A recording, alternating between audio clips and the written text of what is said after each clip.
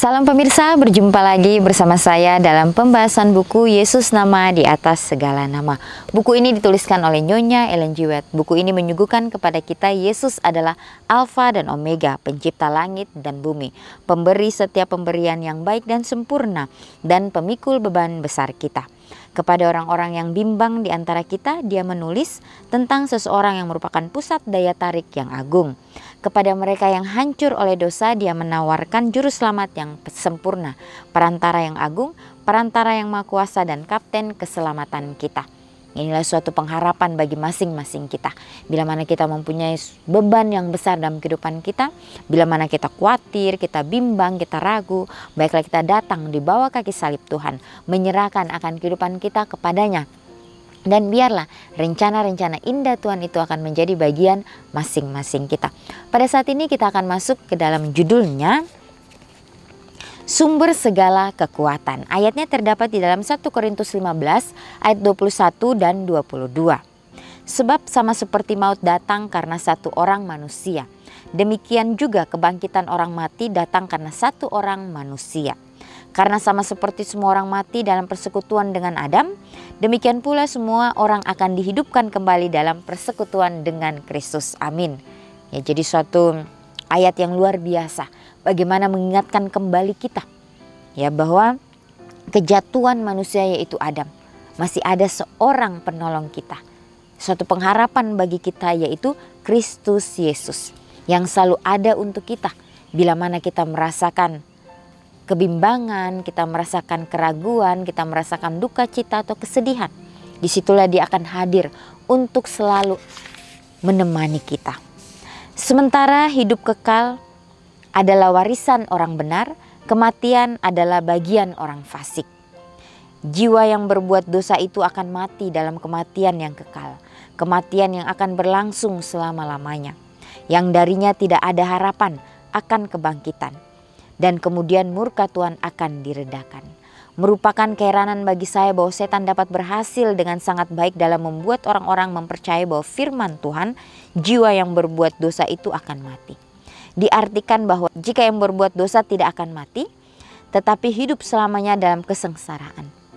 Kata malaikat itu, hidup adalah hidup, apakah itu dalam kesakitan atau kebahagiaan. Kematian adalah tanpa rasa sakit, tanpa kegembiraan, tanpa kebencian. Ya, jadi kembali lagi kita diingatkan bagaimana kita sebagai orang-orang yang berdosa yang masih hidup di atas dunia ini. Semuanya ini oleh karena kasih karunia Tuhan. Bagaimana dia masih memberikan kita kesempatan demi kesempatan untuk mau melatih kehidupan kita supaya kita mempunyai karakter seperti Kristus. Ya, walaupun kita tidak sesempurna yang Yesus lakukan, tetapi dengan usaha kita, maka Tuhan akan melihat itu dan dia akan menolong kita, akan membantu kita untuk terus melangkah hari demi hari. Kristus menanggung kematian yang menyakitkan di bawah keadaan yang paling memalukan agar kita bisa memiliki kehidupan. Ya, jadi pada saat Yesus berada di kayu salib, ya, bagaimana dia dihina, bagaimana dia dipermalukan. Ya, seringkali kita menganggap bahwa diri kita bisa oleh karena mengandalkan diri kita. Ya, tapi kita harus ingat bahwa kita ada di dunia ini, kita masih hidup sekarang ini oleh karena Kristus, oleh karena Yesus sudah mengorbankan dirinya di atas kayu salib. Ya, jangan sampai kita terkecoh dengan ajaran-ajaran palsu. Ya, di sini tadi juga dikatakan, ya, bagaimana setan juga dia melihat kehidupan kita, dia selalu memantau kita. Ya, jadi kita harus waspada, kita harus hati-hati. Ya, dikatakan tetapi dia bangkit, ya, dari kubur. Dan berjuta malaikat yang datang untuk melihat dia mengambil kembali kehidupan yang telah dia letakkan, mendengarkan kata-kata sukacita. Ya, jadi bagaimana Kristus ya menanggung kematian yang menyakitkan itu di bawah keadaan yang paling memalukan. Ya, dia menyerahkan hidupnya yang berharga agar dia dapat mengalahkan kematian. Ya, jadi kehidupan Tuhan yang berharga itu. Baiklah kita tidak menyia-nyiakan itu, tapi bagaimana kita yang mengambil kesempatan untuk merenungkan itu di dalam kehidupan kita masing-masing. Bahwa Tuhan kita adalah Tuhan yang hidup, yang selalu ada untuk kita. Dikatakan juga di sini dia menyerahkan hidupnya yang berharga agar dia dapat mengalahkan kematian. Tetapi dia bangkit dari kubur dan berjuta malaikat yang datang untuk melihat dia mengambil kembali kehidupan yang telah dia letakkan, mendengarkan kata-kata sukacita kemenangannya. Ketika dia berdiri di atas kubur sewaan Yusuf, menyatakan, "Akulah kebangkitan dan hidup." Yohanes 11 ayat 25. Ya, jadi bagaimana Yesus bangkit dari kematian itu? Ya, karena pada saat dia masih hidup bersama-sama dengan muridnya dan juga orang-orang pengikutnya, ya dia selalu terus mengucapkan, ya aku adalah kebangkitan dan hidup. Ya dia selalu mengatakan itu, ya sehingga orang-orang boleh mengerti, boleh percaya bahwa dialah ini sang juru selamat itu yang akan mengorbankan dirinya di atas kayu salib, supaya mereka mau ya menuruti akan setiap kebenaran-kebenaran yang keluar dari mulutnya. Ya, karena Yesus menginginkan kita semuanya ini selamat. Dia tidak menginginkan kita binasa. Oleh sebab itu kesempatan demi kesempatan yang dia masih berikan kepada kita saat ini, ya kita dapat pergunakan dengan sebaik-baiknya. Pertanyaan, jika manusia mati, dapatkah ia hidup kembali? Telah dijawab dengan menanggung hukuman dosa. Dengan turun ke dalam kubur, Kristus telah menerangi kubur bagi semua orang yang mati dalam iman. Tuhan dalam wujud manusia telah membawa kehidupan dan keabadian melalui Injil. Dalam kematian, Kristus menjamin kehidupan kekal bagi semua orang yang percaya kepadanya. Dalam keadaan sekarat, dia mengutuk pencetusan dosa dan ketidaksetiaan untuk menderita hukuman mati, kematian kekal, pemilik dan pemberi kehidupan kekal. Kristus adalah satu-satunya yang dapat mengalahkan maut. Dia adalah penebus kita. Kristus adalah hidup itu sendiri. Dia yang melewati kematian untuk menghancurkan. Dia yang memiliki kekuatan maut adalah sumber dari segala kekuatan. Ada balsam di Gilead dan seorang tabib di sana. Ya, jadi suatu hal yang sangat menarik. Dikatakan Kristus adalah hidup itu sendiri. Dia telah melewati kematian untuk menghancurkan. Dia yang memiliki kekuatan maut adalah sumber dari segala kekuatan. Ya, jadi dialah ya sumber kekuatan kita, penolong kita yang selalu ada untuk kita. Kalau kita sebagai manusia berdosa ini mau menyerahkan kehidupan kita kepada Tuhan, disitulah kita akan mengerti ya bagaimana misi Tuhan. Kita akan mengerti bagaimana Tuhan akan memakai kita. Ya, kita akan mengerti bagaimana dia akan mengubah pola pikir kita. Dan kita akan mengerti ya bagaimana Tuhan mati untuk kehidupan kita. Bahwa dialah Tuhan yang selalu ada untuk kita. Kalau kita mengingat kembali ya perjalanan Yesus pada saat dia berada di dunia, ya sungguh-sungguh luar biasa. Ya, dia tidak memakai sedikit pun ya kealahannya untuk melawan akan orang-orang yang membencinya, akan orang-orang yang menghinanya. Ya, dia menahan itu semua hanya untuk supaya kita selamat. Ya, bagaimana dia juga ya selalu memberikan kesempatan kepada kita untuk mau belajar, untuk mau datang kepadanya. Pemilik dan pemberi kehidupan kekal, Kristus adalah satu-satunya yang dapat mengalahkan maut. Ya, jadi dia yang akan mengalahkan itu semua kalau kita mau berada di posisi Tuhan kita. Supaya kita dapat renungkan lebih dalam, jika Yesus Kristus adalah kehidupan itu sendiri, apakah yang terjadi pada saya ketika saya tidak menyatu dengannya, ketika saya terputus darinya? Ya, kalau kita tidak menyatu dengan Kristus, kita sudah tahu bersama bahwa kita mempunyai kehidupan yang sangat-sangat terpuruk. Ya, kalau kita tidak mau ya menjalin hubungan dengan Tuhan, ya disitulah kita merasa hampa. Kita merasa kita tidak berguna. Ya, karena setan datang akan mempengaruhi kita, akan memberikan kita hal-hal yang buruk.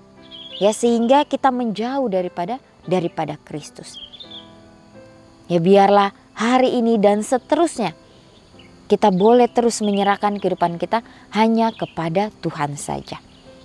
Meminta tuntunannya setiap saat, setiap waktu untuk menjadi bagian kita. Ya, Tuhan memanggil kita. Ya, dia memanggil kita bukan dia melihat bahwa dia adalah orang yang mampu atau tidak. Dia orang miskin atau kaya. dia orang pendidikan atau tidak, tapi dia memanggil kita semua ya untuk datang kepadanya. Ya sebagaimana dia memanggil ke-12 muridnya. Yesus tidak melihat apakah orang-orang ini mempunyai kedudukan atau mempunyai derajat. Ya dia memanggil orang-orang yang mau diajar. Dia memanggil orang-orang yang mau menuruti akan setiap perintahnya. Oleh sebab itu, masing-masing kita hari ini, ya keputusan itu ada di tangan kita. Kita serahkan kepada Tuhan. Biarlah Tuhanlah yang akan memberikan kita jalan yang terbaik di dalam kehidupan kita masing-masing. Apapun yang terjadi dalam kehidupan kita, biarlah kita meminta akan tuntunannya menjadi bagian di dalam kehidupan kita. Jadi suatu pelajaran yang sangat indah bagi masing-masing kita, bahwa Tuhan adalah sumber segala kekuatan kita. Dia sudah mati di atas kayu salib, mengorbankan akan dirinya untuk kita manusia yang berdosa. Oleh sebab itu baiklah kita mau mengambil komitmen kita hari demi hari. Kita doakan dengan sungguh-sungguh. Biarlah kita dapat mengoreksi akan diri kita. Mungkin ada hal-hal yang kurang dari kehidupan kita. Kita boleh serahkan itu kepada Tuhan. Maka Dia akan berkarya di dalam kehidupan kita hari demi hari supaya kita dapat mengenal Dia lebih dalam lagi. Ya jika manusia mati, dapatkah ia hidup kembali? Ya kalau kita betul-betul mempunyai iman yang teguh pada kedatangannya yang kedua kali, maka orang-orang yang benar itu akan kembali dibangkitkan untuk menyaksikan bagaimana Tuhan kita adalah Tuhan yang begitu luar biasa. Yesus datang ke dunia ini juga sebagai manusia. Ya bagaimana Dia memberikan suatu teladan yang begitu luar biasa, teladan yang sempurna yang Dia lakukan. Ya Dia juga mengalami kesakitan, duka cita, kesedihan. Ya tapi bagaimana Dia mau mengontrol semuanya itu. Ya sehingga kehidupannya boleh sesuai dengan apa yang Bapaknya inginkan. Ya Dia selalu terus berkomunikasi dengan Bapaknya sehingga Dia mendapatkan kekuatan.